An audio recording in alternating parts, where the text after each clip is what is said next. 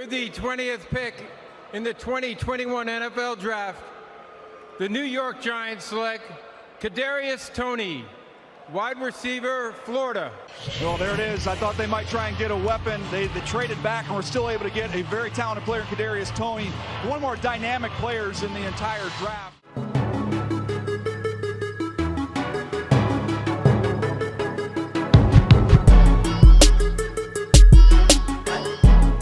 Bonjour à tous, bienvenue dans ce Only a Giant podcast numéro 29 spécial débrief de draft. Je suis Plax et je suis comme d'habitude avec Thiergo. Salut Thiergo. Salut. Et avec le même invité que la semaine dernière, puisque on avait quand même fait la preview de la draft, donc c'était tout à fait normal de faire ce petit débrief avec lui. Il s'agit de Trey. Salut Trey. Salut et bien bonsoir à tous. Comme la semaine dernière, nous avons un sponsor puisqu'il s'agit de Brooklyn Fizz. Vous le savez si vous avez écouté la semaine dernière, l'épicerie américaine qui a plein de choses intéressantes à manger, des imports américains et également du matos, des casquettes des Giants, des ballons, etc., etc.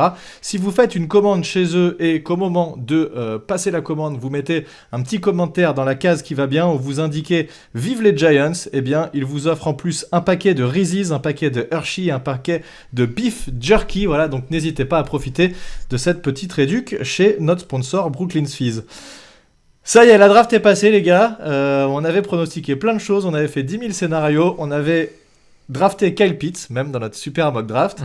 Avant de rentrer dans le vif du sujet, je voudrais votre avis. On va commencer par toi Trey, qu'est-ce que tu as pensé de cette draft dans son ensemble ? Moi, je suis plutôt satisfait de la draft. J'avais un peu lu ce qui allait se passer. Pourtant, on n'y croyait pas trop. Mais j'avais un peu lu ce qui s'était passé, à la seule différence que je ne voyais absolument pas drafter un receveur au premier tour. Mais après avoir regardé un peu plus en détail le bonhomme et ce qu'il a fait à Florida, je suis plutôt surpris du choix, et surtout quand on a vu le déroulé de la draft, comment ça s'est passé. Vraiment Gettleman, gros boulot pour moi, vraiment, et bonne satisfaction. Et toi Thiergo, je sais que t'étais archi chaud quand on a lancé la petite conf ensemble là, avant le podcast. Tu t'es même ouvert une bière pour fêter ça, donc je suis quasiment sûr de ta réponse. Voilà, je bois une Lef Rituel 9 pour ceux qui connaissent.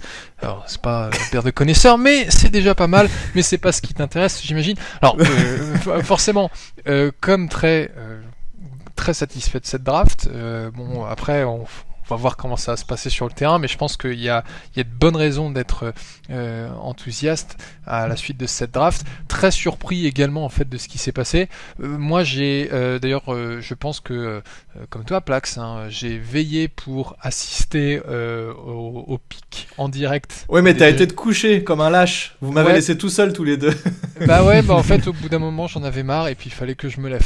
Enfin pas très tôt mais un peu tôt quand même, donc je me suis dit bon allez je vais me coucher, je vais pas attendre le 20e pick et donc j'ai eu les bonnes surprises le lendemain et comme les cadeaux de Noël au pied du sapin un peu. C'est exactement ça. Donc c'est vrai que moi j'aurais plutôt misé sur un guard ou un edge, donc un peu surpris qu'on prenne un receveur, mais après avoir étudié un peu le bonhomme, je me dis c'est pas mal, surtout quand on considère les compensations obtenues par Gettleman. Et puis la suite de la draft, on va en parler plus en détail. Il y a aussi de très belles surprises. Ouais, exactement. Et on n'a qu'à du coup faire un petit résumé de ce qui s'est passé jusqu'à nous, parce que c'est vrai qu'en fait cette draft elle est intéressante, surtout sur le premier tour. Donc vous savez, on a trade back pour descendre au 20e tour. Juste donc si on essaye de se refaire un petit retour sur les picks. Donc absolument annoncé depuis 15 ans déjà, Trevor Lawrence chez les Jaguars, tout le monde le savait, il n'y avait absolument aucune surprise. Moi je comprends pas d'ailleurs pourquoi les mecs prennent leurs 10 minutes pour annoncer le truc. Je pense que c'est la NFL qui leur demande pour faire durer le plaisir. Je pense pas que ce soit eux qui fassent exprès de laisser les 10 minutes s'écouler. Je pense que c'est télévisuel, je pense que c'est télévisuel. Je me suis toujours dit pareil depuis des années, je pense que c'est clairement télévisuel. Les mecs, c'est pas comme s'ils allaient se dire bon les gars, c'est à nous de pick, qu'est-ce qu'on fait ? Oui, ok, t'as eu 3 mois pour y penser, tu sais très bien ce que tu vas faire, surtout quand t'es le premier. À la limite t'es deuxième, tu peux te dire bon, il se passe un truc improbable finalement, les Jaguars auraient pris Zach Wilson, tu vois, que t'es les Jets, qu'est-ce que tu fais ? Peut-être que tu réfléchis un peu, mais là bon, c'était un petit peu abusé. Et surtout qu'il y a une époque où en fait t'avais même des équipes qui avaient le premier pick qui annonçaient les termes du contrat signé avec leur rookie avant même la draft, parce qu'en fait tout le monde était sûr de qui ils allaient drafter, et donc ils avaient déjà négocié, sauf qu'aujourd'hui maintenant avec la grille de paiement des rookies, ils peuvent plus faire ça, et puis je pense qu'en effet comme tu dis, la NFL leur dit bon allez, fais durer un peu le suspense, histoire d'eux, et puis voilà quoi. Exactement. Bon, deuxième, Zach Wilson, quarterback aussi, on l'avait également annoncé, donc il n'y avait pas trop de surprises non plus. Troisième, on savait pas trop, on se doutait que ça allait être un quarterback, et ils ont choisi Trey Lance. On hésitait peut-être éventuellement Mac Jones, pourquoi pas, ou Justin Fields aussi. Ils ont choisi Trey Lance. Donc les 3 QB qui avaient été annoncés, c'était à partir du pick numéro 4 qu'il y avait un peu plus de suspense, puisque les Falcons, on avait éventuellement annoncé un quarterback chez eux, et d'ailleurs quand on avait fait la mock draft, ils n'avaient pas choisi Kyle Pitts, mais là ils ont pris Kyle Pitts. Donc voilà le a priori meilleur joueur non quarterback de cette draft, donc choix raisonnable et assez logique malgré tout. Et là la vraie question c'était pourquoi les Bengals en pick numéro 5 n'ont pas pris un O-line, puisqu'ils ont leur quarterback Joe Burrow qui a montré de très très belles choses l'année dernière, mais qui s'est fait ravager la tronche toute la saison et qui a mangé et qui a fini avec une super blessure et un genou en moins. Et donc on aurait pu raisonnablement penser que les Bengals allaient prendre Penei Sewell. Donc là c'est première grosse surprise pour moi, je sais pas ce que vous en avez pensé, mais Ja'Marr Chase c'était possible, mais tout le monde pensait quand même que ça allait être Sewell, et ça aurait été le choix le plus logique, je pense. Chase est beaucoup ressorti sur les mocks, effectivement, parce que voilà, c'est 2 gars qui se connaissent et tout. Pour autant, effectivement, même moi personnellement, j'étais persuadé de voir Penei Sewell sortir à ce niveau-là, parce que je ne vois pas comment tu peux ne pas protéger ton quarterback. Voilà, on sait la valeur d'un quarterback dans une équipe. Donc, quand tu as un mec qui est capable de faire ce taf, il faut le mettre dans de bonnes conditions. Donc c'est lui donner des receveurs, mais c'est surtout le protéger, et effectivement c'est une grosse surprise pour moi, quoi. Mais oui. Ouais, alors faut aussi dire que les Bengals ont finalement drafté un Noël au 2e tour, et apparemment un gars qui est pas un manchot. Alors c'est pas Penei Sewell, mais c'est vrai que ça montre à quel point la draft est vraiment imprévisible, puisque tout le monde disait il n'y a pas moyen qu'il draft quelqu'un d'autre que Penei Sewell. Ça a été Ja'Marr Chase. À mon avis, Burrow il doit quand même être content de retrouver un receveur de cette qualité et un gars qui connaît aussi bien à Cincinnati. Sûr. Non mais je suis d'accord avec toi, mais s'il se fait arracher le genou avant de lancer la balle, tu vois, on a le même problème, hein. C'est un peu la même chose pour les Giants. Pick numéro 6, donc Jalen Waddle, deuxième wide receiver sélectionné. C'était potentiellement Devonta Smith qui allait être sélectionné en deuxième wide receiver, mais là c'est Jalen Waddle, donc ça faisait une cible en moins pour nous, puisque ça faisait partie des joueurs qu'on avait estimé être potentiellement pick par les Giants. En 7, les Lions qui se font un plaisir de récupérer Penei Sewell qui était là alors qu'ils ne l'attendaient pas du tout, donc ça a été bon pick pour eux. En 8, les Panthers qui prennent Jesse Horn. Alors on s'était posé la question, on se disait quel était le meilleur corner de cette draft, et puis on avait parlé de Surtain, t'étais très chaud toi sur Surtain, et puis c'est finalement Jesse très Horn chaud, qui dans pas mal de mock draft était vu plus loin, qui a finalement été récupéré directement par les Panthers. Moi j'étais assez surpris, je vois pas comment Jesse Horn sort devant Surtain, mais après voilà, les goûts et les couleurs comme on dit, ça reste un joueur de South Carolina, sachant que c'est les Carolina Panthers. Je pense qu'il y a aussi ça qui joue. On sait que les équipes aiment bien recruter des joueurs parfois qui sont dans la région dans laquelle ils étaient établis, donc ça a sûrement joué, je pense, dans le choix. Ils ont peut-être eu l'occasion de le scout davantage que Surtain, peut-être, et peut-être que ça a joué là-dessus, mais effectivement moi je trouve le choix très très surprenant, tellement je trouve Surtain, pour moi c'est un playmaker défensif largement. Bon, on verra ce que ça va donner. D'ailleurs, tant qu'on y est, puisque tu dis c'est surprenant, etc., on va voir, on sait pas. Je voudrais juste rappeler encore une fois que, et ça Thiergo, t'es le premier à être d'accord avec moi, je pense, que mettre des notes, etc., à ce moment-là de la draft, de dire lui c'est un boss, lui il va réussir, machin, c'est complètement idiot, on n'en a aucune idée. On peut dire si on est content, satisfait ou pas des choix de son équipe, mais on peut pas dire avec certitude lui va réussir et lui va fail. C'est absolument impossible à ce niveau-là. Donc voilà, c'est aussi pour ça que je crois qu'on l'avait déjà dit l'an dernier, mais on trouve que les notes de dire ah bah eux ils ont fait une draft B+, eux une draft C-, machin, voilà, c'est juste idiot, et on peut absolument pas savoir pour l'instant. Voilà, en fait, tu peux juste le faire vis-à-vis de leur carrière en NCAA, mais c'est vrai que tu ne peux absolument pas prédire comment le talent qu'ils ont démontré en NCAA va se transférer en NFL. Le meilleur exemple pour moi, c'est Daniel Jones versus le quarterback d'Ohio State, Dwayne Haskins, qui en fait a une carrière NCAA 15 000 fois meilleur que Daniel Jones. Et puis Dwayne Haskins, il est où là aujourd'hui? Il a déjà busté. Voilà. Donc ça te montre bien que c'est pas parce que tu as réussi en NCAA que ça te garantit la réussite en NFL. Et ce qu'il faut aussi rappeler, c'est qu'en NCAA, les équipes sont extrêmement déséquilibrées. Tu as des équipes qui sont beaucoup trop fortes par rapport à d'autres. Donc un quarterback qui a la meilleure O-line avec les meilleurs wide receivers, c'est pas du tout pareil qu'un Daniel Jones qui joue sa vie à chaque passe et des mecs qui font que de dropper en face. Bon, ça l'a pas changé, il a la même chose chez les Giants. mais voilà, ça n'a aucun rapport et donc il faut garder ça en tête. Les notations, de toute façon, ça reste toujours difficile. On le voit même du côté de New York, toujours, mais en NBA, du côté des Knicks. Je sais qu'ils ont eu une sale note sur leur draft cette année. Et finalement, on disait même que Obi Toppin allait être peut-être NBA ready, etc. Finalement, il joue très peu de matchs. Et de l'autre côté... on a Emmanuel Quickley qui est là et qui fait des merveilles. Il est peut-être top 3 rookie cette année, alors qu'on a mis une note horrible sur ce recrutement. Et comme quoi, rien n'est jamais joué, quoi. Exactement, je suis tout à fait d'accord avec toi. Bon, en tout cas, on reprend le cours de notre draft. On arrive au pick numéro 9. Et là, les Broncos qui sélectionnent donc Patrick Surtain. Tous les fans des Giants, sachant très bien que les Cowboys voulaient Surtain, sont là dans le cul, les Cowboys. Bien fait pour vous.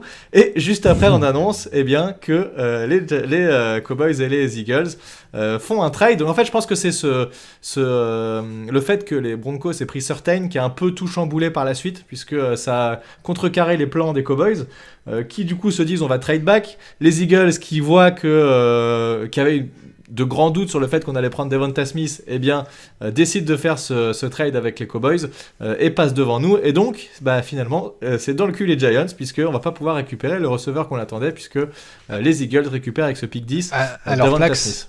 Si je peux me permettre, je pense qu'en fait, faut pas vraiment on peut dire c'est de la faute des Broncos qui prennent un cornerback plutôt qu'un quarterback quand on espérait, mais il faut aussi mentionner le fait que apparemment Aaron Rodgers et les Green Bay Packers sont vraiment fâchés et qu'il y a de très grosses rumeurs comme quoi les Broncos qui sont gérés par Elway, qui est un ancien quarterback, auraient envie de récupérer Rodgers. Donc en fait, vu qu'ils n'avaient plus vraiment besoin d'un QB à la draft, qui sont plutôt intéressés par Rodgers, ils ont pris un autre poste, ce qui a complètement surpris les Cowboys. Et puis, tu viens d'expliquer l'enchaînement des événements qui, au final, on se retrouve dans une situation au 11e pick où Devonta Smith, qui était le joueur qui devait être drafté par les Giants selon les dernières mock drafts, n'était plus disponible. Donc voilà, ça a fait pas mal bouger derrière. Donc, mais oui, t'as raison. En tout cas, après, c'est un pari qu'ils font, parce que là, niveau QB, ils sont quand même pas au top. Donc, s'ils n'arrivent pas à récupérer Rodgers, c'est vrai que ça peut être compliqué pour eux cette saison. Et donc, les Eagles qui prennent Devonta Smith. Derrière, c'est à nous. Et on annonce encore un changement, alors qu'on l'avait dit 10 000 fois et tout le monde se moquait de Gettleman. Il n'a jamais trade down, il n'a jamais échangé pour descendre dans la draft. Et bien voilà, c'est chose faite. Est-ce que Joe Judge a eu un impact là-dessus? C'est fort probable. En tout cas, les Giants qui trade avec les Bears qui en quelques années font la même chose. Ils avaient trade encore plus vénère quand ils avaient pris Trubisky. Ils avaient échangé 26 first pick. C'était ouf tout ce qu'ils avaient échangé pour monter et prendre Trubisky d'ailleurs à la surprise de pas mal de monde. Et là, ils font la même chose. Du coup, ils montent et ils échangent leur premier tour de l'année prochaine, leur 4e tour. Alors attends, je veux pas dire de bêtises. 4e tour de l'année prochaine et 5e tour de cette année, c'était ça leur exactement, c'était tout à fait ça. Tout à fait c'est ça. Et donc on récupère le premier tour de l'année prochaine des Bears et on espère qu'ils vont faire une saison ultra mauvaise pour qu'on puisse récupérer le tour le plus haut possible. Et derrière, ensuite, on a les Cowboys qui draftent Micah Parsons, donc un linebacker, puisque forcément le cornerback qui voulait n'était plus là. Ils ont une défense absolument passoire, donc ils vont rester passoires sur les extérieurs a priori cette année. Mais ils ont un linebacker de très haut vol si le mec ne fait pas n'importe quoi, puisque on a annoncé qu'il avait potentiellement des problèmes extra-sportifs. Ensuite, Rashawn Slater qu'on attendait, forcément il est pick en 13, donc ça c'était une petite déception parce que c'est le mec qu'on voulait, mais c'était quasi impossible qu'il soit encore disponible en 20. Et puis après, on va pas s'attarder sur le reste. On a quand même Mac Jones qui est récupéré par les Patriots, donc qui ont leur QB sans bouger, sans rien faire. Eux ils se traitent rien du tout et ils ont quand même leur QB. Petite surprise du côté des Raiders, Alex Leatherwood apparemment qui n'était pas du tout au niveau de ce first ce first round, mais qui est récupéré par les Raiders. Sans les Raiders, c'est toujours les mecs qui font des trucs absolument improbables. Ils récupèrent Reagor l'année dernière en receveur, alors que pareil, c'était pas du tout celui qui était annoncé comme étant le meilleur. Mais bon, c'est comme ça, c'est les Raiders. Les Dolphins qui prennent Jalen Phillips, on avait annoncé un edge, pas mal blessé, mais finalement ils le récupèrent. Washington qui récupère un linebacker. Et ça y est, le tour des Giants. Et donc, on draft Kadarius Toney. Et là, je vais te laisser, Thiergo, nous dire ce que tu penses de ce... qu'est-ce que tu as pensé, en tout cas, quand tu t'es réveillé, et puis qu'est-ce que tu penses maintenant, après avoir un peu analysé le joueur. Alors, Kadarius Toney, je ne le connaissais absolument pas. Je sais d'ailleurs même pas si... J'avais parlé de lui, hein. Ouais, bah, tu vois, son nom a pas fait tilt, et vous aviez parlé, en effet, de quelques receveurs qui pouvaient être pris au deuxième tour, et du coup, en fait, j'avais aucun a priori sur le gars. Je me suis dit, bon, ok, Kadarius Toney, on va voir ce qu'il vaut. Je suis allé regarder quelques scout reports, et puis après, en fait, quand j'ai commencé à regarder des vidéos sur lui, le premier truc qui m'a frappé, c'est à quel point c'est un type évasif. Il y a plusieurs fois où tu le vois attraper c'est pas le plus grand, c'est pas le plus rapide, mais quand il a le ballon dans les mains, il te récupère des yards, et il y a plusieurs fois où en fait il est entre genre 4 ou 5 personnes, ou même t'as un linebacker qui a ses mains sur ses épaules, et ben, il te fait 15-20 yards de plus où il va jusqu'au touchdown, et là tu dis, ah ouais, impressionnant. Ouais, complètement. Tout à fait d'accord avec toi. Très, un avis sur le joueur, est-ce que tu le connaissais un peu avant, et qu'est-ce que tu en as pensé maintenant que tu as pu regarder un peu ce qu'il faisait, parce que comme tout le monde, tu t'es rué sur les highlights du joueur, j'imagine. Ouais, j'ai regardé quelques highlights et tout. Effectivement, j'étais plutôt parti sur les autres receveurs. Surtout, en fait, je pensais pas qu'on allait trade down et prendre un receveur. Je pensais que si on prenait un receveur, ça serait un receveur en 11e position, parce que je pensais déjà pas que les 3 seraient partis. En fait, en top 10, ça me paraissait un peu impossible. Bon, bah finalement, on en arrive là. Et du coup, bah ouais, le joueur, je m'étais pas vraiment posé dessus, et en regardant, on s'aperçoit que le mec est assez énorme, mine de rien. Et je pense qu'on a finalement pas parlé de lui parce que on a juste Kyle Pitts qui lui faisait de l'ombre monumentale, quoi. C'est genre, on parle de Kyle Pitts à tout va du côté de Florida, alors qu'en fait, à ses côtés, on avait quand même un receveur hyper solide, capable de casser un nombre de plaquages incroyable, capable de récupérer des ballons, tu l'as dit Thiergo, entre 4 joueurs, il est là, il a le ballon, enfin c'est assez incroyable. Donc j'étais vraiment surpris, et je me suis même dit, bah merde, comment j'ai fait pour louper ça, quoi. J'étais surpris. 32 plaquages loupés sur 80 réceptions, c'est pratiquement 50% des réceptions où en fait il y a des gars qui essaient de mettre la main sur lui et ils n'y arrivent pas. Alors on va dire que c'est autour de 40%. C'est quand même énorme, quoi. Moi, je trouve ça génial. Tout à fait. Non, mais c'est clair que je pense que ça va beaucoup changer le jeu des Giants et ouvrir le gameplay à d'autres possibilités. Avec un joueur comme ça qui est dangereux, même si tu lui remets la balle sur des jeux en screen ou des jet sweep ou des petits jeux courts, pas forcément sur des jeux longs, même si on l'a vu, hein, il est capable de faire des réceptions plus classiques sur des jeux et de jeux plus longs, mais sur tous les petits jeux derrière la ligne de scrimmage, il est extrêmement dangereux, puisqu'il va être capable de décoller super vite et de mettre la misère à tout le monde, et on l'a vu sur pas mal d'actions, pas mal de highlights. C'est comme vous le disiez, il est capable de casser des plaquages un peu dans tous les sens, et il s'avoue jamais vaincu, même si... Alors il fait 1m80, 88 kg, donc c'est à peu de choses près le physique de Del Beckham. Par contre, moi je le trouve beaucoup plus physique qu'un Del Beckham, il va beaucoup plus au contact. Il va au contact, ouais. Il va pas se laisser tomber, tu vois, même si c'est un receveur qui est un peu 1m80, c'est pas non plus gigantesque, mais voilà, 88 kg, c'est quand même une petite boule de muscle, le mec. Donc voilà, et si vous vous rappelez, j'avais annoncé le mot electrifying, on avait cherché comment ça pouvait se traduire, on l'a toujours pas traduit. Il est électrifiant, voilà, c'est notre receveur électrifiant. Et puis aussi les doubles moves qu'il peut faire, ça c'est juste malade, hein. T'as des corners qui se retrouvent à 5 yards de lui parce que les mecs ils ont perdu leur slip à l'engagement du jeu, quoi. Donc moi je trouve ça vraiment top, et ça va ouvrir beaucoup de choses pour les Giants. Mon avis aussi, c'est que avec ces nouveaux recrutements qu'on a fait en attaque et ce groupe de receveurs qui a vraiment step up par rapport à l'année dernière, où une des principales critiques qu'on faisait, c'est qu'ils avaient du mal à se libérer. Je crois que ce ne sera pas le cas cette année.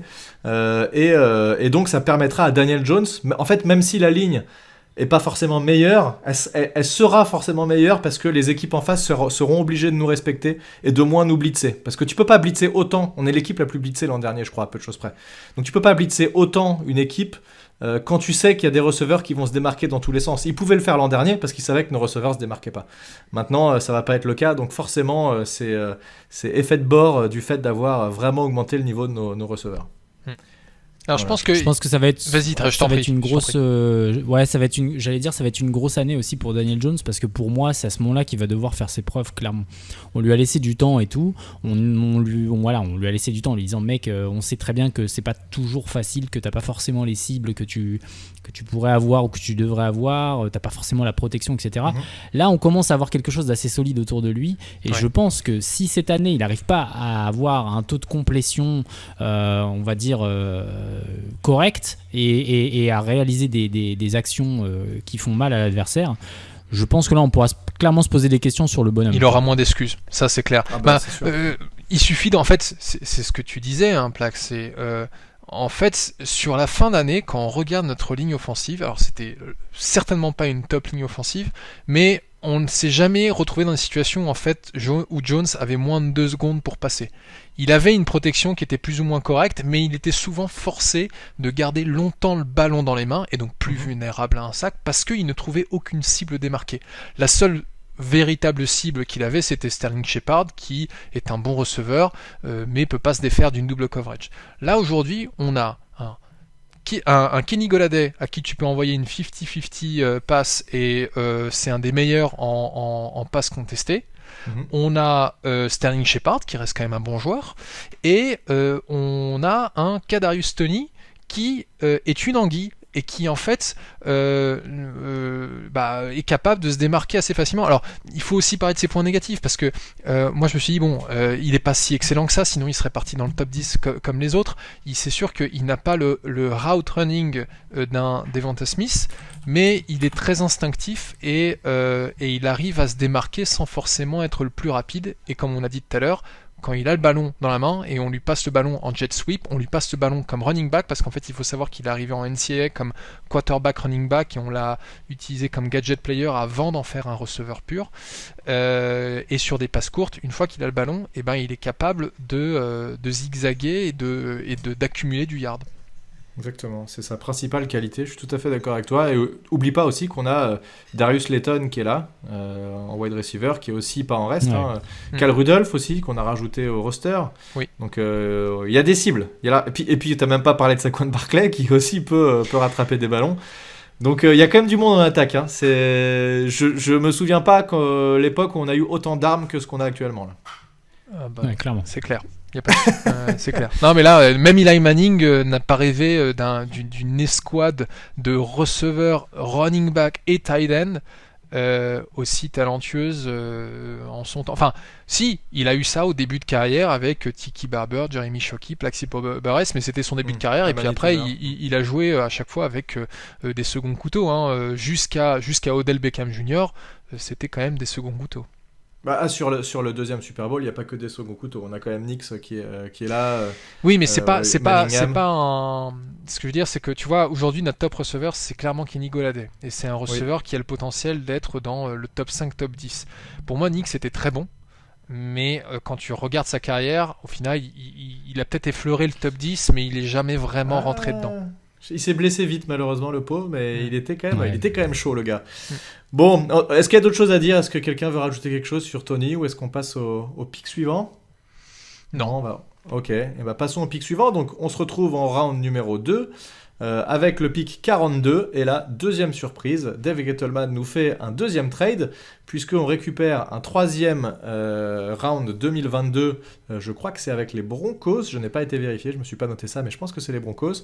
Donc on décide de reculer, et de ce qu'a annoncé Dave Gettleman en conférence de presse, c'est que en fait, il y a, au moment où il est au pic 50, il y a 2 O-line qu'il avait dans sa ligne de mire qui ont été pris, et donc on ne vise pas un O-line, mais on vise Aziz Ojulari, 1m91, 108 kg, un edge rusher, et on en avait parlé potentiellement, on s'est dit c'est peut-être possible de l'avoir en premier tour. Les Giants l'avaient a priori noté un petit peu moins bien puisqu'ils le voulaient en deuxième tour, mais ils étaient prêts à le prendre en pick 42 et finalement on a trade back, on gagne un nouveau pick de draft de l'année suivante et on arrive quand même à le récupérer. Donc Ojulari, juste en chiffre de secondes, c'est 9 sacs et demi en 2020 avec 12 plaquages pour perte.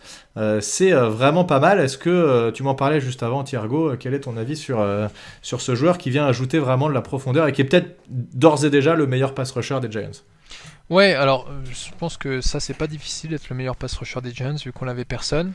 En tout cas personne en bonne santé parce qu'on avait quand même des gars style Lorenzo Carter qui vient de la même université de Georgia qui était sur une pente ascendante. Mais en fait, au moment où tu as parlé d'Aziz, je me suis dit tiens, il y a un truc qu'on a oublié de dire sur le 20e pick et sur Kadarius, c'est que en fait, il y avait quand même un gars comme Kwity Paye qui était disponible et qui a été drafté juste après Kadarius. Et on avait parlé d'ailleurs de Kwity Paye lors du dernier podcast comme étant une cible.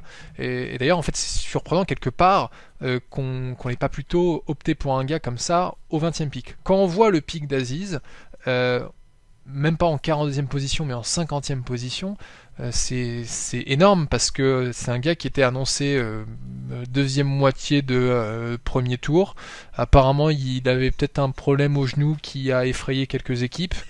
C'était un problème au genou qui date du lycée, hein, même pas de l'université. Ah ouais, voilà. Et les médecins l'ont ausculté et enfin, il s'est jamais blessé, il a jamais manqué aucun match d'ailleurs en universitaire. Et les médecins l'ont vu et ont dit que c'était ok. Oui, et d'ailleurs, en fait, Joe Judge en a parlé pendant la conférence de presse. Il a dit écoutez, moi je suis pas médecin, moi je fais confiance à Ronnie Barnes et son staff. Ronnie Barnes, c'est le médecin des Giants, il travaille chez Giants depuis 40 ans et il est vraiment très connu dans le milieu de la NFL. Et donc en fait, ils sont totalement confiance concernant son état de santé.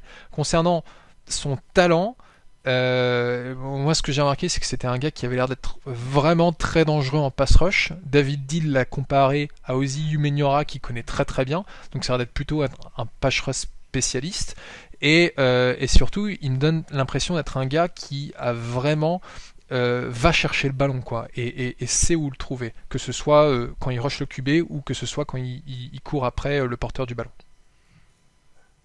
À ton avis, Trey, sur ce joueur que tu avais un peu suivi aussi déjà quand on avait fait la preview?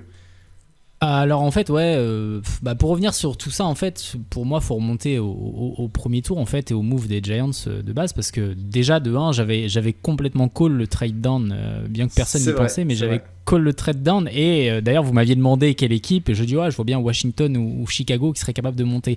Bon bah ça a été Chicago. Quel monstre. Et du coup et en 1-20 du coup je me dis pour moi on était clairement du côté des edge parce qu'il y avait beaucoup de edge qui pouvaient sortir en late first comme ça et Ojulari faisait clairement partie de la liste. Il y avait Ojulari, il y avait Owi, il y avait Tryon, Rousseau, il y avait beaucoup de noms et pour moi c'était le call qu'il fallait faire. Finalement on prend un receveur donc comme je disais tout à l'heure surprenant et pour moi c'est là que l'intelligence des Giants c'est que le travail sur la drive de Gettleman est important. C'est que quand on arrive à notre tour comme tu l'as dit nouveau trade down et là en fait c'est limite incompréhensible en fait parce que tu te dis on a déjà trade down, on avait l'occasion d'avoir des joueurs, on les a pas pris et là on a l'occasion d'avoir à nouveau des joueurs et on les prend toujours pas et finalement le mec arrive encore à descendre à la draft et on arrive à voir en 50e choix on arrive à avoir un mec qu'on n'était pas loin de prendre en 20e et c'est là en fait que je me dis putain Gettleman il a fait un travail juste incroyable et qu'il faut souligner parce que la draft elle a tellement été bien préparée et à mon avis vraiment très bien ajustée que pour moi ça fait clairement partie des choix qu'ils voulaient et c'était un mec ils étaient peut-être capables de le prendre late first, finalement on l'a au deuxième tour en 50e choix. Enfin c'est voilà et sur le bonhomme en question clairement pour moi ça fait partie, alors même si effectivement son genou ou quoi, ça fait clairement partie des gros joueurs qui étaient là et qui méritaient peut-être de partir avant et je suis hyper satisfait de réussir à récupérer ce mec là à cette position. C'était genre impensable, j'aurais jamais imaginé quoi. Et d'ailleurs grand pote de Andrew Thomas qui était chez lui pendant que son pick a été annoncé, donc c'est vraiment une université qui nous file un paquet de joueurs. Juste pour info aussi, on a parlé de ses capacités en pass rush, mais il reste aussi bon contre la course, hein. C'est pas sa spécialité évidemment, Je pense qu'un Quitty-Pay était plus polyvalent là-dessus, mais ça reste un joueur qui est très correct, contrairement au joueur qu'on va annoncer en pick numéro 4, Elerson Smith, qui lui est beaucoup plus faible contre la course. Donc voilà, ça reste un joueur quand même assez complet et plutôt productif. Donc moi, si déjà à ce moment-là, en fait, on s'arrête, et bah écoute, moi je suis super satisfait de cette draft, parce qu'on a drafté 2 joueurs qui ont l'air a priori très bons, et on gagne en plus 3 tours de draft, enfin 4 en vrai, puisqu'il y a un 5e tour de cette année qu'on a ensuite retradé, mais peu importe. Donc on a 3 tours de draft, un premier des Bears de l'an prochain, un 4e des Bears de l'an prochain, et un 3e des Broncos de l'an prochain. Donc quand tu fais l'ensemble de tout ça, bah, c'est juste ultra positif, quoi. Même si on s'arrêtait là, pour moi, c'était déjà une draft qui était réussie. Donc voilà. Moi, ce que je me disais au lendemain du premier tour, c'est que Kadarius Toney, c'est un bon pick, mais je pense que si ça avait été... Admettons qu'on ait déjà eu le 20e pick sans trade down et que ça avait juste été Kadarius Toney, j'aurais dit ouais, sympa, mais sans plus. En fait, là, c'est Kadarius Toney plus un premier tour, plus un 4e tour, et là, tu te dis, ouais. là, c'est énorme. Ouais. Donc là, surtout, en fait, on va supporter n'importe quelle équipe qui affrontera les Chicago Bears, même les équipes de la NFC East, hein, j'ai aucune honte à le dire. Il faut que les Chicago Bears se retrouvent avec le pire record, le pire registre de la saison 2021. Désolé aux fans de Chicago. Et puis pareil pour les Dolphins, et ben, dans une moindre mesure, on récupère un 3e tour de draft. On a déjà 10 tours de draft pour 2022, quoi. C'est absolument énorme. Et on a 5 pics dans les 3 premiers tours. Ça, c'est énorme aussi. On a 2 premiers et 2 troisièmes. Donc, et surtout, il faut aussi signaler que Kevin Abrams, le responsable, le VP, l'assistant manager de David Gettleman, qui est en charge de la free agency, avait fait une interview dans laquelle il a dit on a été très agressif sur cette free agency, on a dépensé beaucoup d'argent sur des gars comme Leonard Williams, Kenny Golladay et compagnie. L'année prochaine, même si le plafond salarié est augmenté, ça risque d'être un peu plus compliqué. Donc en fait, avoir du capital en draft pour pouvoir prendre des jeunes joueurs talentueux, ça a toute son importance. Bah oui, oublions pas qu'avoir des jeunes joueurs, c'est aussi des salaires bas, donc c'est sûr que c'est extrêmement important. Rendu au round numéro 3 avec le pick, alors je ne sais plus quel pick on avait, mais en tout cas, on décide de monter un tout petit peu, on fait un trade, où là, du coup, le 5e tour de cette année qu'on avait récupéré des Bears, eh bien, on l'échange. Donc on décide de monter un peu pour récupérer Aaron Robinson, cornerback, 5 choix. Ouais. On était au 76e, on est monté au 71e. Pour un 3e tour, ça va. Pour un 5e tour, pardon, ça reste raisonnable. Donc ça, Aaron Robinson, c'est un cornerback. Alors on est extrêmement loadé en cornerback, on en a déjà beaucoup. Mais lui apporte quelque chose d'un petit peu différent, puisqu'il est excellent. Surtout sa spécialité, c'est d'être en man et surtout jouer en presse, donc très, très près du receveur, potentiellement le coller au basque en fait, et essayer de le bumper un peu pour ralentir sa course au départ. Donc il est vraiment très, très, très fort pour ça. Il peut également jouer en zone, pourquoi pas s'il y a besoin, plutôt dans le slot a priori.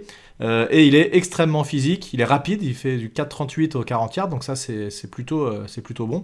Et surtout il n'a pas peur du contact, donc là encore un joueur physique qui n'hésite pas à aller au plaquage et qui va pas se cacher derrière un pseudo-bloc, mais qui va essayer de toujours mettre un petit taquet à l'attaquant qui arrive sur lui. Donc c'est un pick que j'aime bien, moi, qui vient encore renforcer, on entend souvent qu'on n'a jamais assez de DB dans une équipe, bah voilà, là pour le coup c'est vraiment la philosophie. Et puis si je dois dire encore un mot avant de vous laisser la parole, je dirais que notre défense, en fait, et dans le football moderne en général, on a tendance à pas mal remplacer des linebackers par des DB plutôt puissants, des safety en général, qu'on va mettre dans la boîte. Et donc, c'est exactement le type de joueur qui peut faire ça. Voilà. Est-ce que tu as une opinion sur ce joueur, mon cher Trey ? Alors pas vraiment, parce qu'en fait moi ça fait pas partie des noms que j'avais spécialement cochés, en tout cas dans mes recherches à ce niveau-là, c'est pas forcément les noms qui étaient ressortis. Et j'en reparlerai un peu plus tard sur la fin de la draft, vous comprendrez pourquoi. Mais du coup j'ai beaucoup de mal en fait, si tu veux, à juger le fait d'être monté de 5 ou pas, parce que voilà, je sais pas à quel besoin il y avait un réel intérêt pour un cornerback, clairement, puisqu'on s'était dit même peut-être qu'au premier tour on irait sur un surtain, on n'était même pas sûr que de tout ça, donc on avait clairement une idée qu'il y aurait au moins un cornerback qui serait pris à cette draft. pour autant, je pensais vraiment à d'autres joueurs. Il y avait Saint-Just notamment qui est parti en 74 du coup chez Washington. Donc assez surpris finalement. Comme tu l'as dit, après quand on regarde un peu la description, on regarde un peu le bonhomme, du coup pas déçu parce que finalement je me dis que le pic est pas mauvais. De toute façon après le pic sera jamais mauvais, on jugera jamais un pic mauvais là-dessus, mais on aura toujours des belles vidéos pour mettre en avant les joueurs. Mais je pense que à ce moment-là en fait c'est surtout un besoin qui est comblé, et je me dis que si les Giants sont montés pour aller prendre ce joueur, c'est qu'ils avaient travaillé dessus et donc ils étaient convaincus que c'était un joueur qu'on avait besoin d'avoir dans l'armada. Ça c'est sûr, absolument certain. Oui, manifestement, les Giants avaient vraiment une note très très élevée sur ce gars, et c'est ce qu'on a pu lire et entendre dans les jours qui ont suivi la draft. Ils avaient une note, ils s'attendaient à ce que ce gars parte au milieu du second tour, et il n'est pas parti. Et c'est ce qu'a dit Gettleman, il dit quand on a vu que il était toujours là, on s'est dit il faut qu'on monte. Donc c'est là encore une fois où le trade down du premier tour nous a été bénéfique, puisque comme tu l'as rappelé, Plax, on s'est servi du 5e choix, du 5e tour qu'on avait récupéré pour faire ce trade up.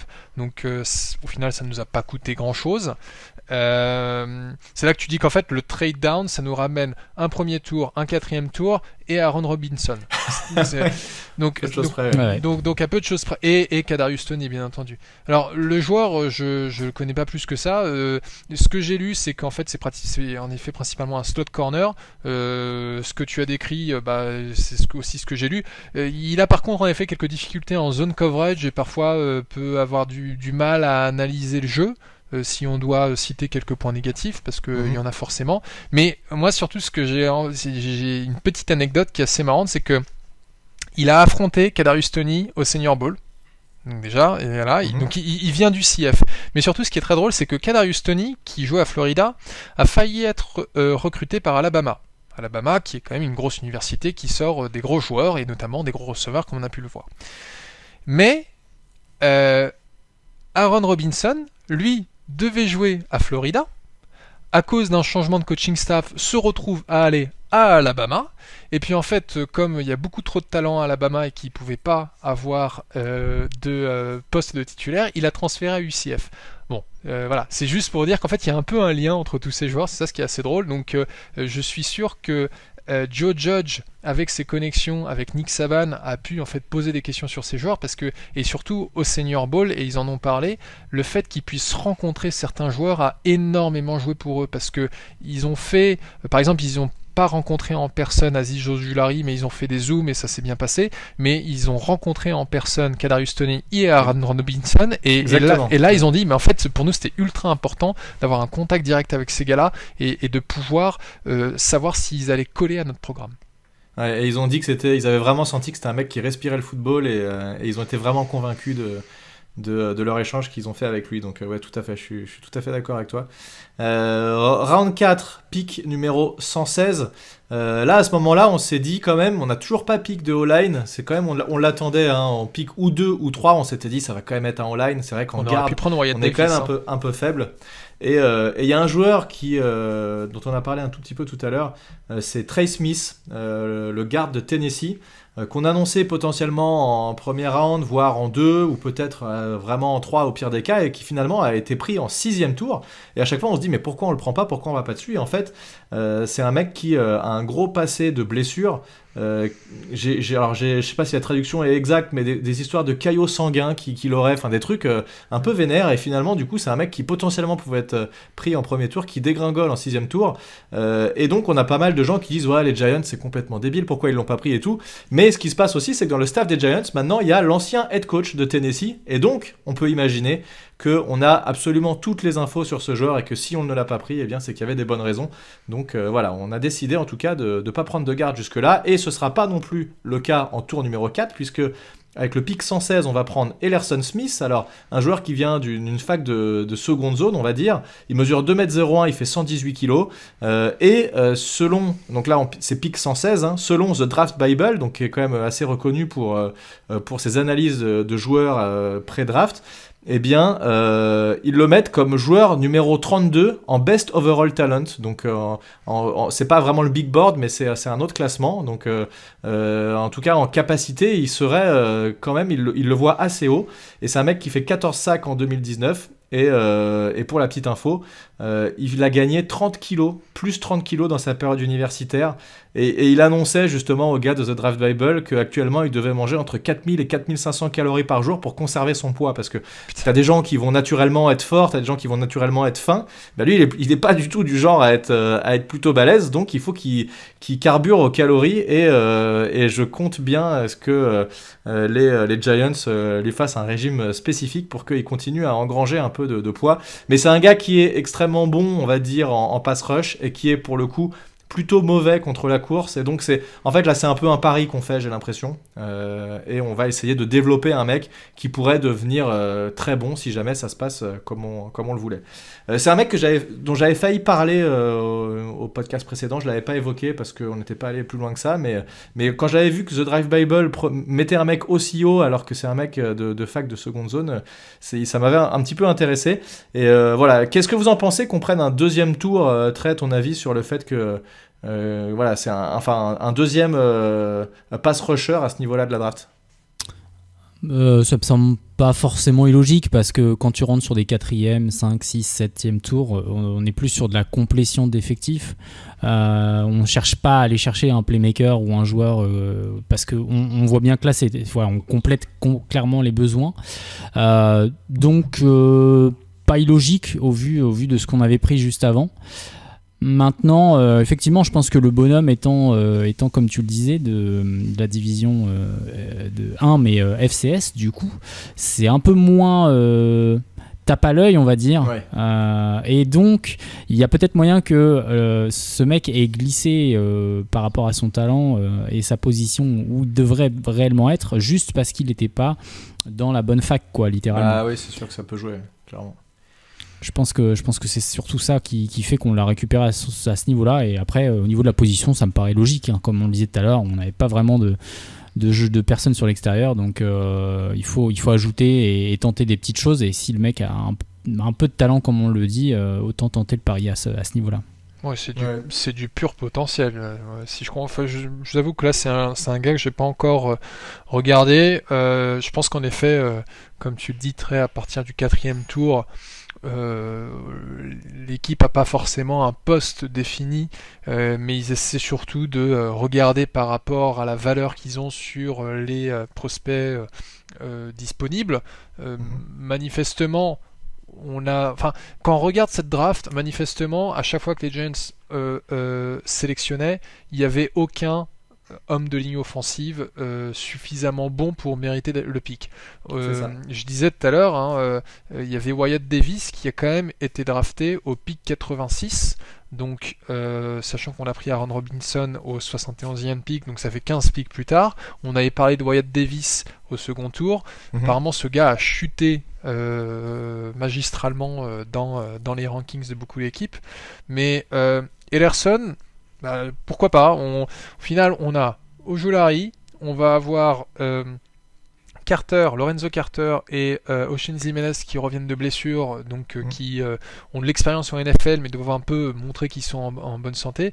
Et ce gars-là, donc, si on part du principe que tout le monde est en bonne santé, désolé, les aléas du direct, enregistrés bien entendu, si on part du principe que tout le monde est en bonne santé, Ellerson peut avoir un rôle de rotation où il va pas forcément faire beaucoup de snaps, mais il pourra venir une fois de temps en temps dans des third down pour aider à rusher le quarterback. Ouais, je suis d'accord. C'est typiquement, j'allais exactement dire ça, le genre de situation où on est persuadé que les mecs vont faire de la passe. Donc tu peux, en 3e et longue, faire rentrer ce joueur-là. Mais oui, je suis d'accord avec toi qu'il va être dans la rotation, pas tout de suite en tout cas. Il va faire quelques snaps, prendre un peu d'expérience, mais on va pas le voir énormément au tout début. C'est un joueur à développer. Hein, et tiens, d'ailleurs, c'est une petite anecdote, enfin, petite remarque qui va te faire plaisir, Thiergo, c'est que ESPN, ils disent que s'il est bien coaché, ça peut devenir un Kyler Fackrell en meilleur. Tu vois ? Alors, ça, si c'est pas beau, ça, quand même. Okay. Alors, je veux dire, j'avais pas forcément pensé à un Kyler Fackrell, mais Alors je sais pas pourquoi, parce que pourtant ce sont des joueurs qui n'ont absolument pas le gabarit. Je pensais à Dave Tollefson. Je sais pas si vous vous rappelez de ce gars-là. Oui, tout à fait, ouais. C'était un gars qui jouait derrière Strahan, Kiwanuka, Tuck et compagnie, et qui était pas un pass rusher excellent, mais qui en fait servait une fois de temps en temps dans la rotation et pouvait aider. Il jouait surtout en special teams, et je pense que c'est ce qui va se passer pour Ellerson dans ses premières années. On va le mettre en special teams pour qu'il fasse ses preuves, et puis de temps en temps on le verra aligné en défense aux côtés de Leonard Williams et compagnie. Puis s'il peut gagner un peu plus en masse, comme les scouts ont l'air de penser qu'il peut faire, ça peut être pas mal. Ouais, et puis de toute façon, à partir du pick 4, on va quand même avoir tendance à attendre un petit peu moins des joueurs. Donc effectivement, s'il n'est pas titulaire tout de suite, c'est un petit peu moins grave. Et on n'a plus de pick 5 du coup, puisque on avait perdu un pour Leonard Williams, on avait récupéré, on l'a finalement échangé pour Aaron Robinson. Et donc on passe directement en tour 6 avec le pick 196. Là, on a 2 picks quasiment coup sur coup, puisqu'on a le pick 196 et le pick 201, sachant qu'on n'a pas de pick au tour 7. Donc c'est nos 2 derniers picks. Donc j'avais annoncé qu'on allait drafter un running back. On a attendu un petit peu longtemps pour en drafter un. En tout cas, voilà, c'est le cas avec ce pick 196. Gary Brightwell. Et 390 yards en 2020, alors on peut dire c'est pas beaucoup, mais en fait ils ont joué que 5 matchs, donc finalement ça va, ça reste assez raisonnable, quasiment 400 yards en 5 matchs. Juste pour info, sur le big board de The Drive Bible, il était 23e running back, donc voilà, ça reste quand même du joueur assez loin, donc qui pareil ne va pas venir jouer tout de suite, forcément, puisqu'on a des titulaires running back chez les Giants. Mais a priori, ce qui a fait la grosse différence par rapport à d'autres joueurs, c'est que lui joue en special team. Et ça, on l'a déjà évoqué dans certains podcasts, mais t'as des mecs qui vont faire les 53, enfin le 53-man roster, parce qu'ils ont des capacités en special teams, par rapport à d'autres qui sont peut-être meilleurs à leur poste de prédilection, mais qui ne sont pas capables de jouer en special team et donc moins polyvalents et donc qui vont pas faire partie de l'équipe finale. Juste pour info, moi ce que j'ai vu sur lui, j'ai regardé un petit peu des highlights et ce que j'ai pu lire et comprendre de lui, c'est que il est bon dans la lecture du jeu en fait, donc il va être plutôt bon en zone run. C'est des courses qui vont mettre un peu de temps à se développer et où il y a un moment une brèche qui est censée s'ouvrir à un endroit ou à un autre qui est pas forcément défini dès le départ, et donc ça il est plutôt capable de bien le lire, ce genre de choses. Point négatif par contre, c'est que il a des petits soucis de fumble et qu'il est fan de Tiki Barber qui lui aussi avait des soucis de fumble, donc peut-être qu'en hommage à Tiki Barber il décide de relâcher le ballon de temps en temps. Donc bon voilà, faudrait pas non plus que ça nous coûte des turnovers ce genre de joueur, mais il n'y a pas de doute que là il va bosser dessus avec les coachs des Giants. Le fait qu'on ait pris un running back un peu tard comme ça, qu'est-ce que ça te fait penser, Thiergo? Voilà, comment tu le vois dans la rotation, ce joueur? Je le vois pas dans la rotation. C'est là pour moi en fait 6ème tour undrafted free agent, c'est du pareil au même. T'as autant de chances d'être dans le roster final. Le fait qu'il contribue en special teams, bah oui, en effet, surtout pour un coach comme Joe Judge, ça aura de l'importance et on espère surtout que il soit dans ce rôle-là, parce que s'il doit jouer en tant que running back, ça veut dire que les gars qu'on a avant, et en premier lieu Saquon Barkley, ne peuvent pas jouer. Moi je préfère avoir un Saquon Barkley et un Devontae Booker, c'est ça, je vais dire Adams, mais Devontae Booker sur le terrain. Après j'ai pas plus d'avis sur ce gars-là, on verra bien ce qu'il nous montre en training camp et pré-saison. Ouais, si t'as quelque chose à rajouter, Trey. Ouais, pas grand chose. Pour moi, encore une fois, comme on disait, c'est la complétion dans le sens où on avait peut-être besoin d'ajouter un running back à l'effectif, histoire d'une part faire le nombre et d'autre part peut-être aller chercher du special team, comme tu le disais, pour compléter l'effectif. Hein. Je n'ai pas spécialement d'avis quand on regarde un petit peu ce qu'il y avait à ce poste dans ces eaux-là. Il n'y a pas grand-chose. Clairement, là, on n'était pas sur du joueur qui s'était fait remarquer. Donc, non, pour moi, c'est un joueur qui va devoir faire ses preuves. Et voilà, il fera les training camps et on verra bien ce que ça donnera. Et puis comme tu disais, Thiergo, de toute façon, à partir du round 6, il n'y a rien qui dit que le mec sera absolument dans l'équipe au début de la saison. Hein. C'est tout à fait possible d'avoir pris un mec avec un tour numéro 6 et puis finalement de pas le garder parce qu'il est moins bon qu'un autre joueur qui est déjà dans l'équipe ou qu'un undrafted free agent, un undrafted rookie d'ailleurs, free agent du coup, qui sera arrivé et qui finalement pendant le training camp a été meilleur et donc qui a pris sa place. Donc voilà, ça n'assure rien en tout cas quand on est pris dans ces late rounds comme ça. Donc voilà, c'est des joueurs qui qui doivent faire absolument toutes leurs preuves. Et puis donc avec le dernier pick, le pick 201 juste derrière, on prend Rodarius Williams qui est le frère de Grady Williams, le grand frère d'ailleurs, puisqu'en fait ce mec-là, quand la saison va commencer, il aura 25 ans. Donc pour un rookie, c'est quand même vachement âgé. Et c'est un joueur qui est un peu, en fait, je trouve que c'est un peu le même profil que Robinson. C'est un mec qui va plutôt jouer agressif, plutôt de la manne, qui est assez bon d'ailleurs, qui a priori a encaissé très peu de jeux longs, donc ça c'est plutôt positif. Et qui va rester dans ce même registre un peu joueur physique puissant et qui va jouer en man-to-man. Voilà, donc voilà nos deux derniers picks. Je suis pas archi fan moi de ces deux derniers picks, surtout quand on voit le nombre de corners qu'on a.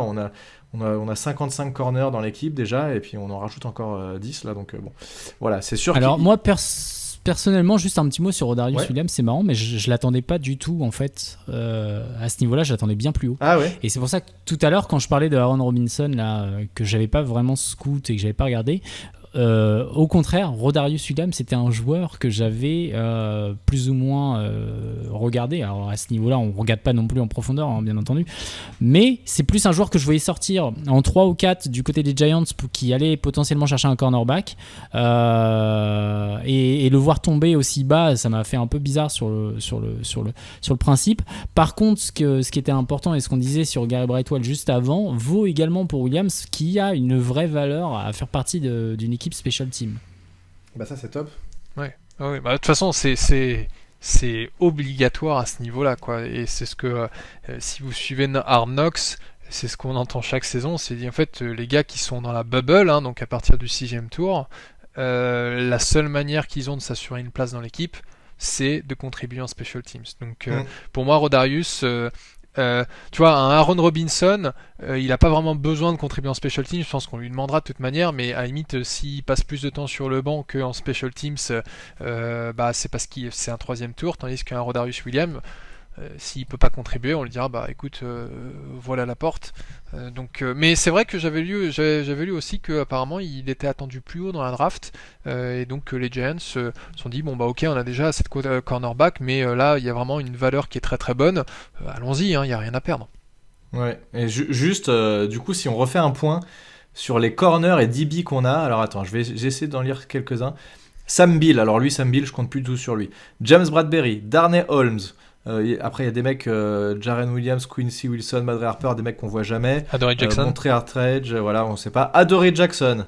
Ensuite, on va taper dans les DB. Logan Ryan, Isaac Yadom. Et après, il y a les safety. Je vais redescendre un tout petit peu pour voir côté safety. Xavier McKinney, Jabril Peppers, Julian Love. Plus on rajoute les deux joueurs qu'on vient d'annoncer là. Il n'y a pas de la place pour tout le monde, je pense. Mais ce qui est bien du coup, c'est qu'on va avoir des DB de qualité cette année. Enfin, à mon avis, c'est le retour de la NYPD, la New York Pass Defense. Encore plus que l'an dernier, parce que là, clairement, on a une profondeur de banc. Et c'est sûr à 100% qu'il y a des joueurs qui vont se blesser là-dedans, c'est sûr. Donc c'est très important d'avoir un banc. Et rappelez-vous que l'an dernier, le cornerback 2, on serrait vraiment les fesses à chaque match. Je pense que cette année, on devrait être quand même plus tranquille. Ouais. Clairement. Voilà. Bon, est-ce qu'il y en a un de vous qui veut rajouter quelque chose sur cette draft avant qu'on passe au petit quiz que je vous ai concocté? Alors moi personnellement pas sur cette draft, mais avant que Tren prenne la parole, je me dis qu'on pourrait juste s'arrêter 2 secondes sur la draft de 2018 pour dire rapidement ce qu'on pense de ce qu'on avait drafté il y a 3 ans, puisqu'on peut noter ce qui s'est passé il y a 3 ans. Bah vas-y, je t'en prie.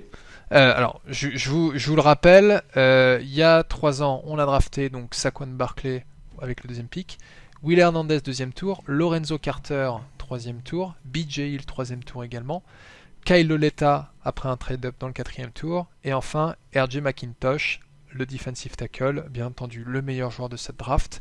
Je déconne. Mais je crois qu'il est... Attends, mais il est encore là, hein, lui. Hein. Ouais, il est encore là, mais il sert à rien. Et il est pas si mauvais que ça, apparemment. Il est pas si mauvais. Détrompe-toi. Mais oui, non mais voilà, je pense que déjà Saquon Barkley, ça peut être intéressant de dire est-ce qu'on peut vraiment noter ce pick, sachant qu'il a eu 2 saisons où il a été complètement blessé, quoi. Si je commence, effectivement, mais là-dedans, t'as Saquon Barkley évidemment blessé beaucoup, qui a fait une super saison rookie et qui est quasiment blessé l'intégralité des 2 saisons suivantes. Et tu as parlé de Lorenzo Carter aussi, qui était en train d'exploser l'an dernier avant de se blesser. Donc c'est dur parce qu'en fait c'est les blessures un peu qui ont retenu tout ça. Alors Kyle Oleta, on n'en parle pas, c'était un coup un petit peu un coup tenté qui a rien donné. Mais sur les 3 premiers tours, je pense que c'était des choix qui étaient très intéressants et qui étaient bons, même si niveau O-line, comment il s'appelle notre ami Will Hernandez. Will Hernandez, ouais. il n'a pas été au niveau d'un mec qu'on pique en deuxième tour, même très haut deuxième tour, donc quasiment premier tour. Mais je pense que cette année, il a une dernière chance à jouer cette année, puisqu'il devrait quand même, avec le départ de Zeitler, voir un peu de temps de jeu. Donc moi je dirais que c'est des pics qui sont quand même plutôt bons, mais par contre ça diminue en qualité à cause des blessures. Mais ça malheureusement, tu peux pas trop le prévoir. Ouais, je suis plutôt d'accord aussi. C'est un peu foireux à cause des blessures, mais sur le talent intrinsèque des joueurs, je trouve que c'était plutôt pas mal quand même, hein, mine de rien.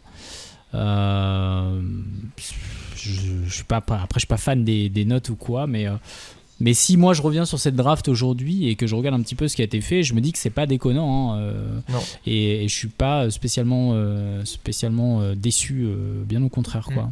Non, je suis assez en phase avec vous. Et quand on parle justement du principal pick qui est quand même Saquon Barkley, là, qui revient de blessure, dans une année qui va être clé pour lui, parce que c'est on vient de lever l'option pour sa 5e année. Et donc en fait à la fin de cette saison, on va voir si on va lui offrir une extension ou pas. Ça permet de faire un lien un peu avec cette draft, dans laquelle, comme on a dit, on a passé sur des gars comme Rashawn Slater et d'autres O-line. Est-ce que pour la saison 2021, vous pensez que l'O-line qu'on a en place est suffisante pour ouvrir des brèches pour Barkley et aussi protéger Daniel Jones? Moi, ça se rejoint un peu ce que je t'ai dit tout à l'heure, c'est que je pense qu'il compte beaucoup sur le fait que notre attaque soit beaucoup plus dangereuse que l'an dernier et que les défenses soient obligées de respecter beaucoup plus les receveurs et les jeux sur les extérieurs et donc nous blitzer beaucoup moins. On a vu une belle progression. En fait, je pense qu'ils misent sur... ils sont confiants, ils l'ont dit, hein, et Gettleman l'a dit. A priori, eux sont plus confiants que la presse vis-à-vis de cette O-line. Mais c'est eux qui voient les joueurs au jour le jour et c'est eux qui savent exactement ce que les joueurs vont faire. Donc Matt Peart devrait commencer à droite et ils ont très confiance en lui. Cette O-line, elle a vraiment progressé et tout au long de la saison, on l'a vu, elle a fini correctement. Donc il y a eu des soucis de coaching de O-line aussi, on a pas mal changé l'an dernier, ça a encore changé dernièrement. Donc faut espérer de la stabilité dans cette O-line en fait je suis pas sûr que avoir drafté de nouveau un O-line en tour numéro 3, c'était quoi, c'est en 3 qu'on l'a drafté Peart l'an dernier ou 4 ? 4. Je me souviens plus. 4. Bon, en tout cas, redrafter un mec en 3 ou en 4 cette année aurait été une solution. C'est sûr que drafter en 1 aurait a priori amélioré les choses, mais une fois que tu as passé le 1 ou le 2, c'est pas en prenant un mec en 4, 5, 6 que ça va vraiment changer ta O-line. Donc une fois qu'on avait dépassé et loupé le coche sur le début de la draft, je pense que ça changeait pas grand-chose. Mais a priori, ils ont confiance, donc moi je vais dire que je vais avoir confiance en eux. Faudra espérer qu'ils ne soient pas plantés là-dessus, quoi. Ouais, je suis plutôt d'accord. Et puis après, c'est pareil, quand tu vois l'effectif aujourd'hui avec ce qu'on a recruté, le fait de récupérer Saquon Barkley qui met le feu dans le backfield, ça peut aussi changer véritablement la donne. Quand tu n'as plus Saquon derrière et que... Enfin, j'imagine à la place de la O-line, de la D-line, pardon, en face, qui doit s'occuper de dire ok, il faut absolument qu'on aille saquer le quarterback, mais il faut qu'on empêche en plus de ça Saquon de passer, alors que c'est vraiment quelque chose de difficile, que on doit faire confiance aux gars sur les côtés pour s'occuper des receveurs, etc. Quand tu sais que les receveurs sont pas capables de se décoller des adversaires, bon bah déjà t'es un peu plus serein. Quand tu sais qu'en plus de ça en face Saquon n'est pas là et donc du coup qu'il y a vraiment une nette différence en dessous, tu te fais moins de soucis, on va dire, donc du coup tu peux plus te concentrer sur le quarterback et sur la O-line adverse. Donc personnellement je pense effectivement que le fait d'avoir étoffé l'effectif offensif fait que la O-line va être meilleure naturellement en fait. Et tout à fait, et aussi rappelons que cette O-line en fait elle est... Enfin, à part les 2-3 premiers matchs où ça a été catastrophique, le reste de la saison, ils ont été plutôt toujours assez bons sur la course. C'est vraiment sur la passe qu'ils ont été plutôt légers. Donc, s'ils ont au moins le même niveau qu'on a eu l'an dernier, plusieurs fois on a dit, putain, alors ça, s'il y avait Saquon Barkley avec un trou comme ça, c'était TD direct. Donc voilà, si on arrive à faire au moins ça, ce serait bien. Ce qu'il faut espérer, c'est avoir le même niveau en jeu de course pour la O-line, et augmenter un peu le niveau quand même sur sur la passe, mais ça devrait être le cas puisque rappelons encore une fois que c'était un nouveau cahier de jeu l'an dernier, on recommençait tout à zéro, etc. Donc c'était assez compliqué. On peut logiquement espérer que ce soit mieux cette année. Ouais. Ah, voilà, ça c'est mon avis. complètement. Bon voilà, j'en ai terminé de hijacker le podcast. Non mais tu avais bien raison. c'était très Plax, intéressant. je t'en prie, passons à l'aspect trivia. Il faudrait que je mette un petit jingle pour le quiz. Ta-da-da, un truc. ta-da-da. Voilà, j'ai fait C'est ça. sympa. Merci. Je vais l'enregistrer, je le repasserai à chaque fois Ok. quand on va faire un petit quiz. Bon alors, comme la dernière fois, je vous laisse répondre à chacun votre tour. Alors c'est trois petites questions sur les ratings des quarterbacks à New York. Donc question numéro 1. Je vais vous demander un rating d'un joueur et vous allez me donner, on va dire à 5 points près. Je vous rappelle que le rating le plus haut c'est 149.3, le rating le plus bas c'est 0. Quel est le rating à la passe d'Odell Beckham Jr. sous les couleurs de New York ? À 5 points près. Vous pouvez répondre, celui qui a envie de répondre, il répond. Il n'y a pas de... Je crois qu'il a eu une passe incomplète une fois. Je sais pas, je dirais allez, on va dire 110. Ouais, et toi, Trey ? Moi, je dirais 125. Ouais, il est à 149.3, il a le rating Ah parfait. putain, Odell je pensais Beckham. pas que c'était si haut. Ah, j'étais persuadé truc- qu'il avait loupé une Putain. passe, mais je me rappelle en effet notamment de cette double pass où il a Barclay complètement démarqué, c'était magnifique. Ah ouais, c'était trop beau ça. Dans Et une d'ailleurs, saison, on était Kadarius bien en Toney, galère. je le disais, Kadarius Toney a joué quarterback. Donc pour moi, j'espère que on aura un petit trick play une fois où on verra Kadarius Toney qui prend le ballon en jet sweep et qui t'envoie une. Eh ben, j'ai vu ça aujourd'hui et il a lancé des passes de TD en universitaire. Il en a mis, donc ouais, ce serait vraiment intéressant. de Ça voir peut être cool. Ça serait Mm. cool. Alors, question numéro 2. Quels sont les deux QB depuis 1990, ces deux quarterbacks des Giants, à avoir déjà obtenu ce fameux rating parfait de 149.3 ? Alors, je demande pas de citer les joueurs, je demande vraiment les quarterbacks. On compte pas Odell Beckham Jr. sur cette stat. Allez, faut se lancer. David Carr. Vas-y, ça fait 1. Donne tes deux et puis Trey donnera les deux siens après. Oula. Ouais, déjà, ça veut dire qu'après le suivant, il est avant 2004 parce qu'il a Manning à tout prix. Je sais pas. Mais t'as le droit de dire Eli Manning si tu veux. Hein. Non, bah non, Eli Manning n'a jamais eu de. Ah, qui a eu un rating parfait sur un match, tu veux dire ? Oui, ah oui. Ah bah Eli Manning. Donc tu dis Eli Manning et Carr, c'est ça ? Mm. Ok. Et toi, Trey, tu dis qui ? Je vais dire Eli Manning aussi parce que je crois en lui et en deux, je sais pas, Kurt Warner. Ah, pas mal vu Kurt Warner. Eh bien non, alors il y a effectivement Eli Manning qui a eu une fois un rating parfait contre les Raiders en 2009 et le deuxième c'est Kerry Collins, notre QB qui nous a emmené au Super Bowl en 2000 et qui a obtenu contre les Colts en 2002 un autre rating parfait de 149.3. Donc voilà, c'était le deuxième surprise. Alors du coup, on parlait d'Eli Manning, on va rester sur Eli. Quel est le pire rating obtenu par Eli Manning dans sa carrière chez les Giants ? 25. Ok, 25, Thiergo. C'est combien t'as dit le minimum ? C'est Minimum, zéro, c'est non, zéro. Ouais, 0. Non, je vais dire allez 12, la 12. moitié. Eh bien, écoutez, c'est 0. 0.0. T'es contre qui ? Alors attends, c'est... Ah merde, je l'ai pas noté, putain, je suis bête. C'est dans sa première saison... Ah si, c'est contre les Ravens, je m'en souviens. Sa première saison contre les Ravens en 2004. Alors je vous donne ses stats du match. 4 passes complétées sur 18 passes tentées, 27 yards, 2 interceptions. T'imagines, il a complété 2 passes, il a fait 2 interceptions, 1 fumble et 2 sacs. Voilà, rating de 0,0. Et il a un autre match aussi assez mémorable en 2013 contre les Seahawks où il se fait intercepter 5 fois. Mais là, il a plus de passes complétées et tout, donc avec le je m'en calcul rappelle. savant des... C'était une horreur ce 5 Oui, interceptions. C'était une horreur, effectivement. Mais en fait, dans cette saison rookie où il a ce rating de 0, là, il sort au milieu du match. Je crois qu'il est remplacé par Kurt Warner qui prend la relève pour le soulager un peu parce que le mec était en train de sombrer complètement. Enfin, il était plus là du tout. T'imagines 4 M'étonne. passes complétées sur 18. Et pourtant, Non, mais il a remporté 2 Super Bowls, messieurs. Eh oui, comme Voilà. quoi. Laissons un Quel peu de boss. temps à nos quarterbacks pour se développer. Il faut leur laisser le temps. Bon voilà, on arrive à la fin de cette émission. Merci à tous les deux d'avoir participé, évidemment. On veut remercier à tous de nous avoir écoutés. N'hésitez pas, comme d'habitude, à vous abonner à la page Twitter de Giants, @NYGiantsFR. Vous pouvez également suivre Thiergo, je te laisse donner ton Twitter. THIORGOW.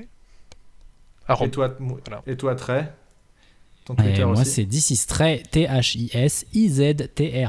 Ouais. C'est bien compliqué. Et surtout, Voilà, c'est bien il ne compliqué. faut pas oublier de dire à nos chers auditeurs de s'abonner au podcast sur les différentes plateformes. Et ils peuvent même nous mettre 5 étoiles sur Apple Podcast. Voilà, comme ça. Alors j'allais justement demander s'il y a des plateformes où on peut nous mettre des étoiles. Et ben voilà, donc sur Apple Podcast, n'hésitez pas à balancer les 5 étoiles, ça fait toujours plaisir et puis ça nous aide à monter un petit peu. Et vous pouvez également nous suivre, donc vous abonner et nous suivre sur le YouTube aussi, parce que on a le podcast principalement sur YouTube, mais de temps en temps, je mets quelques petites vidéos, voilà, en plus des analyses de joueurs et des choses comme ça.